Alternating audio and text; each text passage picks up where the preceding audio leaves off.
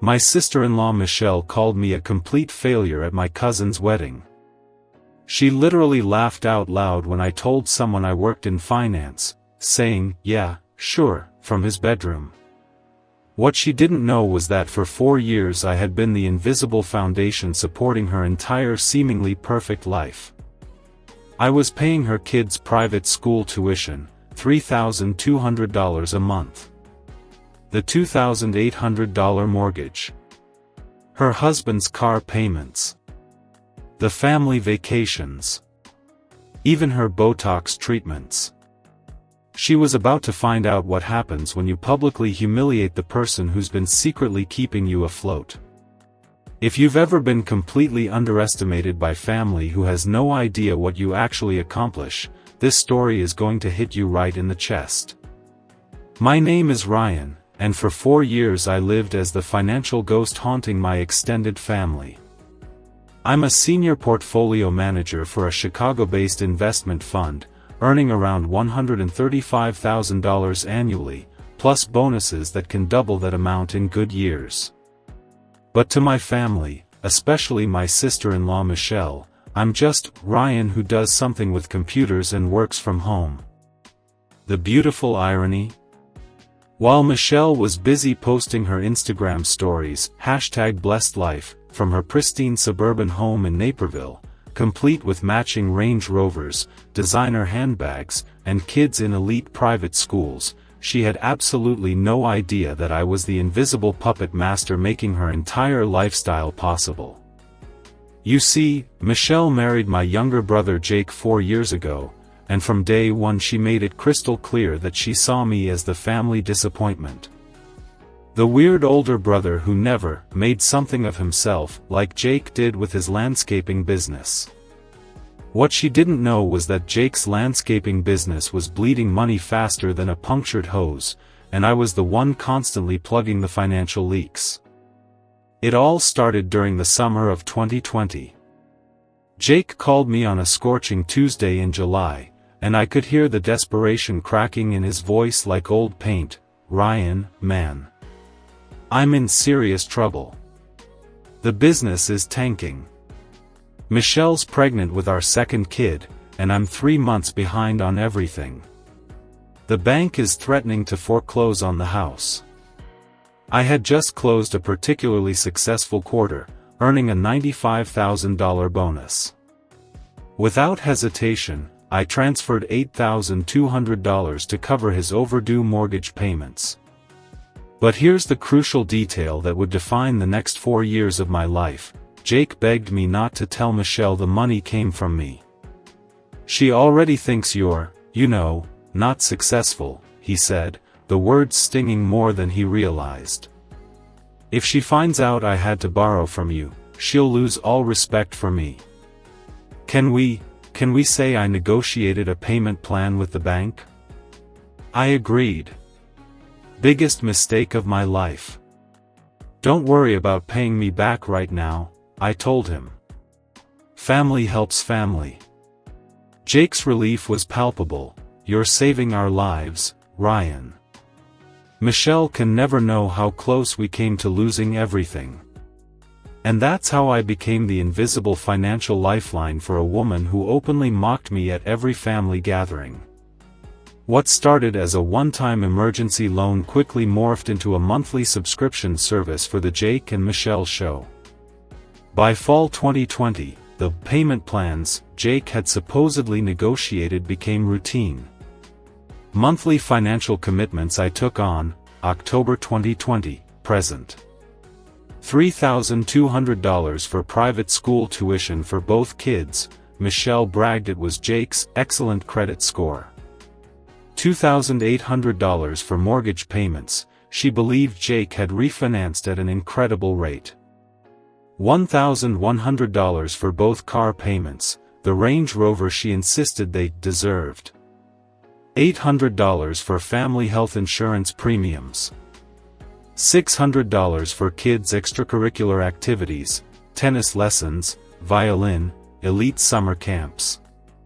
Plus random emergencies, $2,000 for Michelle's dental work, $4,500 for Disney family vacation, $1,800 for new appliances when the kitchen flooded.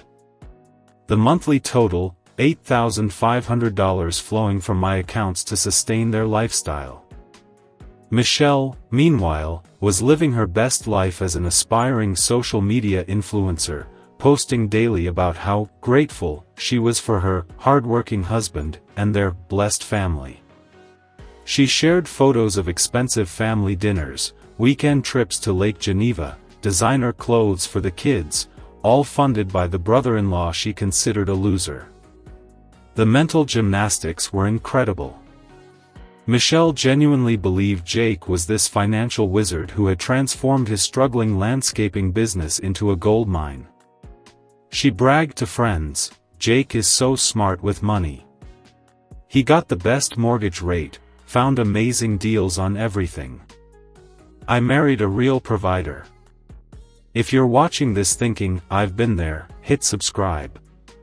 I share these real family financial stories every week, and trust me, you'll want to see how this ends. But Michelle didn't just ignore my contributions, she actively used me as her personal punching bag and entertainment at family events. Every gathering became an opportunity for her to reinforce the family hierarchy with her and Jake at the top, and me at the bottom. July 4th Barbecue 2021, the pattern emerges. We were in my parents' backyard. Michelle was wearing a $300 summer dress, which I had indirectly paid for, showing off photos from her recent weekend in Wisconsin Dells. "Oh Ryan," she said loud enough for the whole family to hear, "still working from home? When are you going to get a real office job?" My dad tried to help, "Michelle, Ryan does well in finance." Michelle actually snorted, "Finance? Dad, he sits in his apartment doing, what exactly, Ryan? Day trading? Crypto stuff? That's not finance, that's gambling." Jake was right there, saying nothing. The same Jake whose mortgage I had transferred just 3 days before. Uncle Tom chimed in my day, men went to offices. Had supervisors. Real accountability." Michelle nodded enthusiastically, "Exactly. Look at Jake, he built a real business. Employees, equipment, clients. That's what success looks like." I tried to explain, "I manage investment portfolios for high-net-worth clients." "Sure you do, honey," Michelle interrupted with that condescending smile. "And I'm the Queen of England." The whole table laughed. Including Jake. Christmas 2022, the humiliation escalates. Michelle had organized a family gift exchange at their house, the house I was paying for. She made a big show of giving Jake a $2,000 watch, for being such an amazing provider. Then she turned to me with a $25 Barnes & Noble gift card, for Ryan, so maybe he can read some books about real careers. More laughter. More silent compliance from Jake. But the absolutely worst moment came during Jake's surprise 30th birthday party in March 2023. Michelle organized this elaborate party, invited about 40 people, and gave this speech that still makes my blood boil. "Everyone, I want to toast my incredible husband Jake. For years ago when we got married, his business was small. But look at him now, he's built something amazing from nothing. Our beautiful home, our kids in the best schools, our financial security, Jake did all of this by himself. He never asked anyone for help, never took shortcuts. Just pure hard work and determination. That's the man I married, someone who takes care of his family no matter what." Standing ovation. I'm in the back, applauding my own financial sacrifice being credited to someone else. Jake found me afterward, "Ryan, about what Michelle said. Forget it, Jake. I know you've helped us, and I appreciate. Appreciate? Because you never once defended me when she tore me down. Jake looked uncomfortable. She doesn't mean anything by it. That's just how she jokes around. Jokes? Jake, she genuinely thinks I'm a failure. And you let her. Come on, man. Don't be so sensitive. That night, I seriously considered cutting them off. But Jake was my brother, and despite everything, I loved those kids. So I kept the checks flowing and continued taking the abuse. Fast forward to my cousin Emma's wedding at the Palmer House in downtown Chicago. A $75,000 affair with 200 guests, open bar, live band, the whole 9 yards. Michelle was absolutely in her element, wearing a $1,200 dress that I had unknowingly helped finance through Jake's successful business. The reception was in full swing when I found myself at a table with Michelle, Jake, my parents, and several relatives I hadn't seen in years. The conversation inevitably turned to careers and life updates. Aunt Linda asked me, "Ryan, what are you doing these days? Still doing that computer work?" Before I could answer, Michelle jumped in with liquid courage from 3 glasses of champagne. "Oh Linda, Ryan is our family entrepreneur. He works in finance," complete with sarcastic air quotes, from his 1-bedroom apartment. The table laughed uncomfortably. Michelle continued, clearly enjoying herself, "He's been building his portfolio for years now. Very mysterious work, you know. Very important meetings, with his laptop." More uncomfortable laughter. "Michelle, my mother tried to intervene, Ryan has a good job." "Mom, it's fine," Michelle waved dismissively. "We all love Ryan just the way he is. Not everyone can be like Jake, building something real, supporting a family, taking responsibility." She turned to me with fake sympathy. "Ryan, honey, you're 35 years old. Don't you think it's time to take your career seriously? Maybe Jake could give you a job in landscaping. At least you'd learn some real skills." The entire table went silent. Even drunk wedding guests could sense this had crossed a line. Jake looked mortified but said nothing. Uncle Bob tried to lighten the mood. "Well, the important thing is family."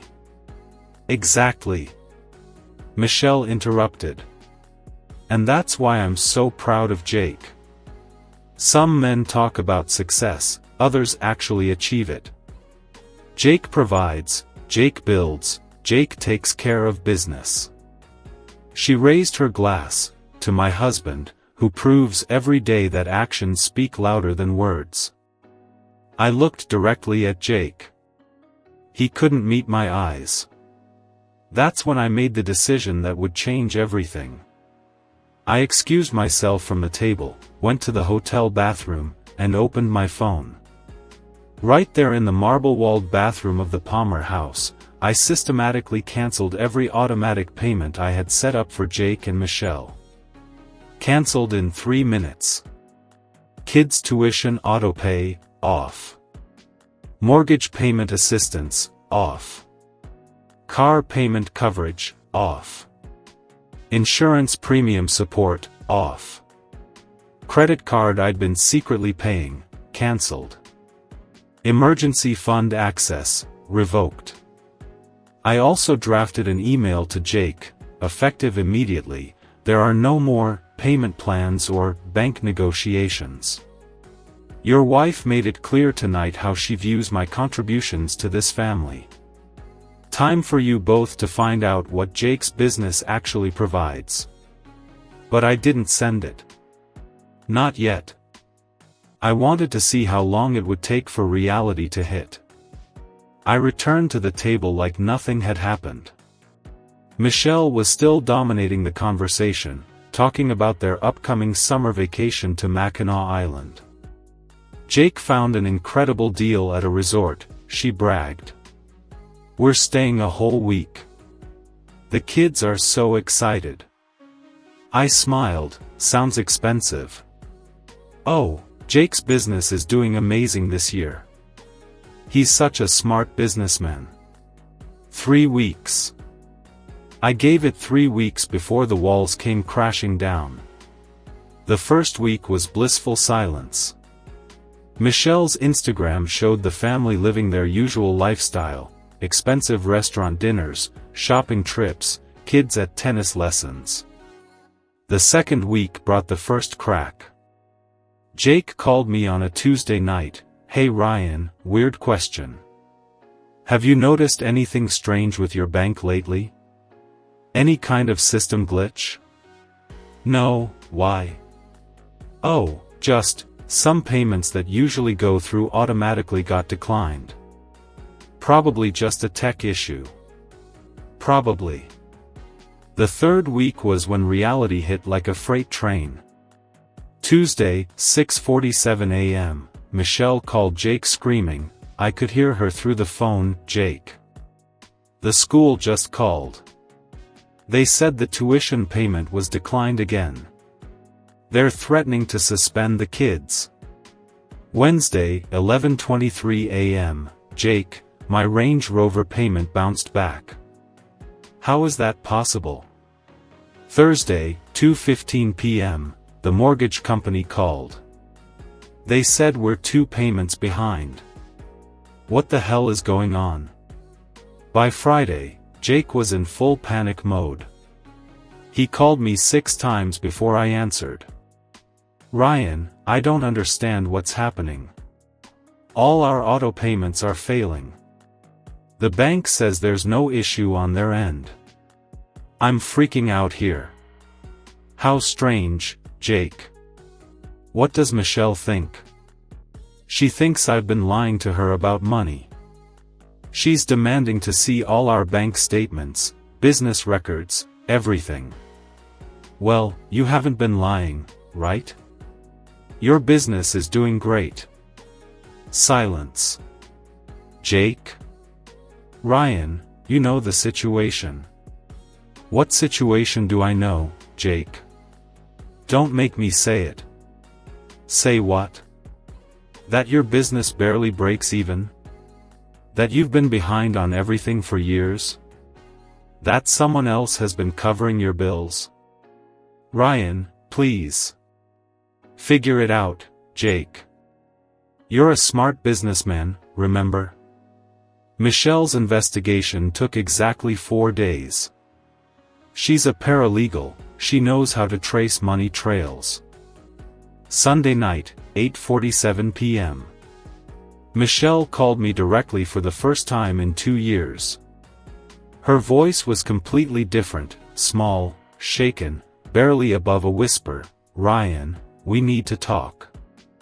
About what, Michelle? I found the bank records. All of them. Going back 4 years. Silence hung between us like a blade. Ryan, I found transfer after transfer. From your account to ours. $8,500 a month for 4 years. That's over $400,000. Math was always your strong suit. The mortgage payments, the school tuition, the car payments, insurance, emergencies. Ryan, was that all you? What do you think, Michelle? She started crying. Oh my God. Oh my God, what have I done? You called me a failure at a wedding while sitting at a table I paid for, wearing a dress funded by money I earned, talking about vacations my income made possible. Ryan, I didn't know. You didn't want to know, Michelle. There's a difference. Michelle demanded a family meeting. This needs to be addressed with everyone present. Sunday dinner at my parents' house. The same dining room where Michelle had mocked me countless times. But this time, she walked in carrying a thick manila folder with printed bank statements, transfer records, and payment confirmations.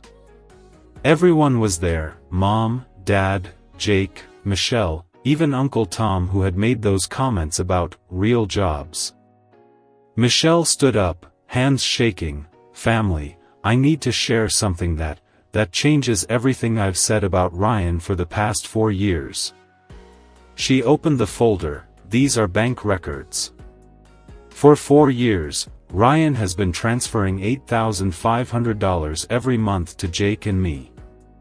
He paid our mortgage, our kids' school tuition, our car payments, our insurance, our emergencies, our vacations."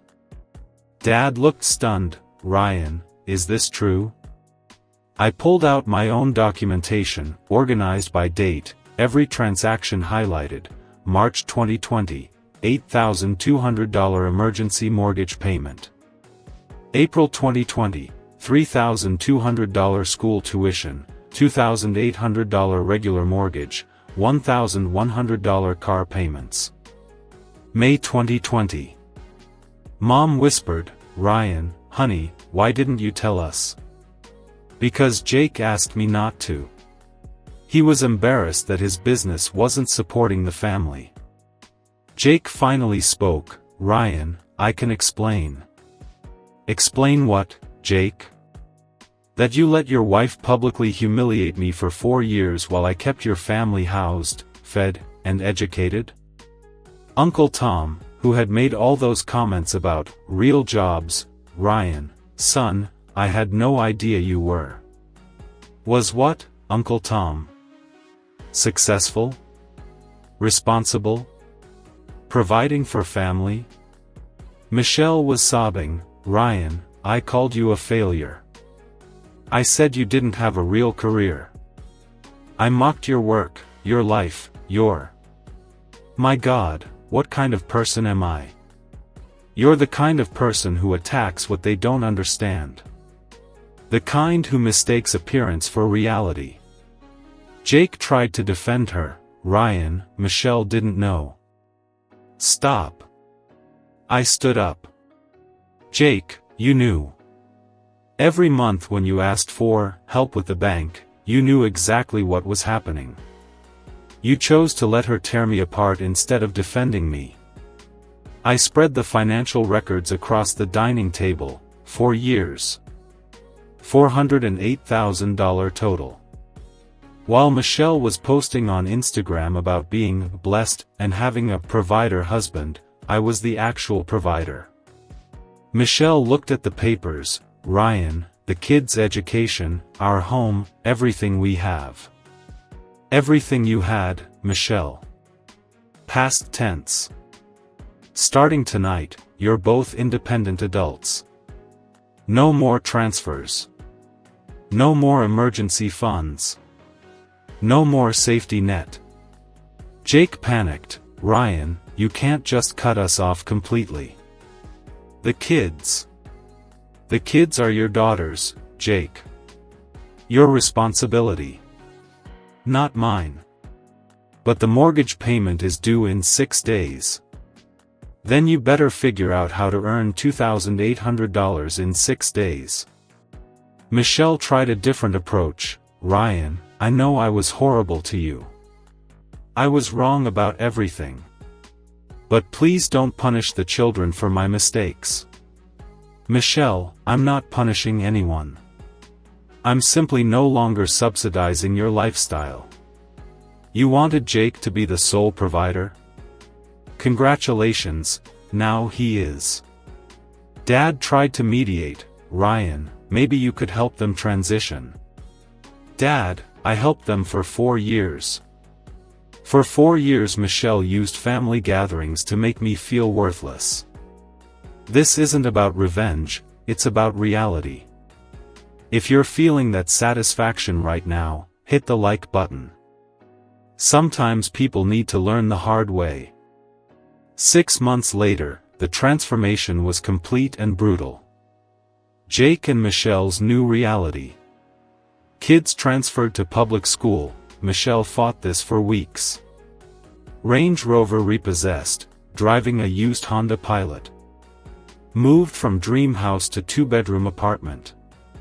Michelle got full-time job as paralegal instead of part-time consulting. Jake works landscaping 6 days a week plus weekend snow removal. No more restaurants, vacations, or #BlessedLife Instagram posts. My new reality. Move to luxury high-rise in downtown Chicago. Dating Amanda, fellow investment professional who respects my career. Investing those monthly $8,500 into my retirement and real estate portfolio.